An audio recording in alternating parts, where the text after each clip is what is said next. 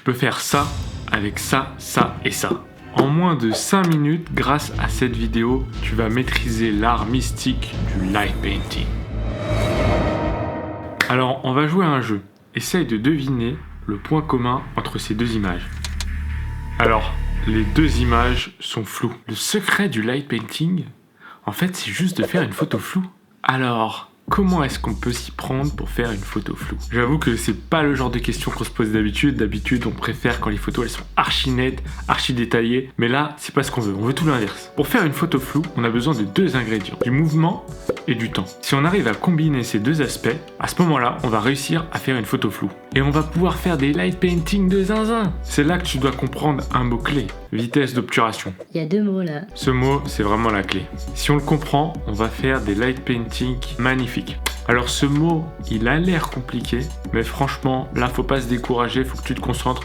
Alors tu vas prendre ton appareil photo, tu mets la vidéo sur pause, tu sors de ton canapé, tu prends ton appareil photo et tu vas activer le mode vitesse d'obturation manuelle, c'est-à-dire le mode S. S comme speed, speed comme vitesse. Ce mode, il va nous permettre de mettre uniquement la vitesse d'obturation en mode manuel et tout le reste sera automatiquement fait par la caméra. Donc tu auras besoin de comprendre qu'un seul paramètre. Tu prends ton appareil et tu règles la vitesse d'obturation à peu près 1/50e.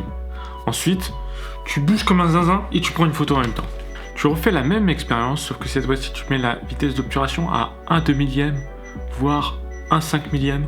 Et à ce moment-là, tu bouges et là, tu regardes la différence entre les deux images. Félicitations, tu as développé une nouvelle compétence. Tu as compris que la vitesse d'obturation permet de faire des photos plus ou moins floues.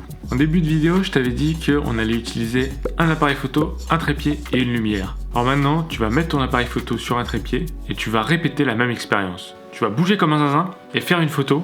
Tu fais la même chose à 1/50 et 1/5000. Et là, tu peux remarquer qu'il n'y a plus que le sujet qui est flou. Normal, il n'y a que le sujet qui bouge, car le reste de l'environnement, lui, ne bouge pas. On y est presque, maintenant il faut utiliser la lampe. Et à ce moment-là, il faut qu'il fasse nuit. Tu vas passer en mode manuel, tu vas mettre tes ISO sur 100, tu vas te mettre en mode 20 secondes de vitesse d'obturation. Et ensuite, tu vas fermer le diaphragme, c'est-à-dire tu vas augmenter le chiffre qui est juste à côté du F, jusqu'à ce que ton niveau d'exposition soit à 0. Ensuite, tu vas appuyer sur le bouton de l'enclencheur. Et là, tu vas te dire Mais je comprends pas, j'entends pas le son de l'appareil. C'est normal, l'obturateur, tu lui laisses 20 secondes pour se fermer.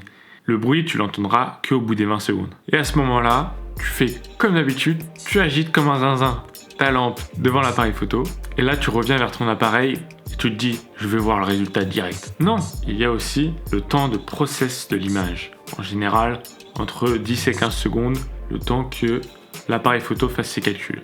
Et là, tu peux voir le premier résultat de ton premier light painting. Et en plus de ça, tu as mis un pied dans l'exposition. Tu as compris l'un des 3 piliers fondateurs de l'exposition, la sensibilité, l'ouverture, la vitesse d'obturation. Tu as compris la vitesse d'obturation.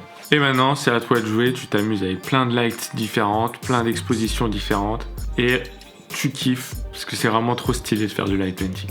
Alors abonne-toi si tu veux en savoir plus sur la photographie. Et n'oublie pas que je suis prestataire de services vidéaste freelance. J'aide les entreprises à créer du contenu vidéo pour driver du business. Alors si jamais tu connais un entrepreneur autour de toi, n'hésite pas à le faire venir vers moi. Sur ma chaîne, j'inspire et aide les gens à avancer. Fais ton film.